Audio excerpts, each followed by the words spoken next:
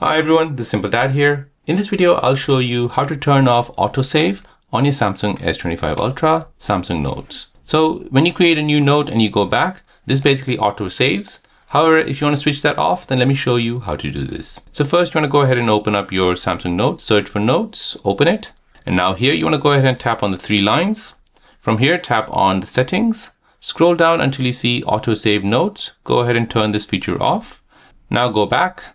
And now when you create a note and you press back, it'll then ask you if you want to save it or you want to discard this. So there you go guys, that is how to turn off autosave feature on your Samsung Notes. If you're new on the channel and you want to find out more about your iPhone, your Android phone or any other social media apps, then don't forget to subscribe to this channel to become a part of the Simple Dad community.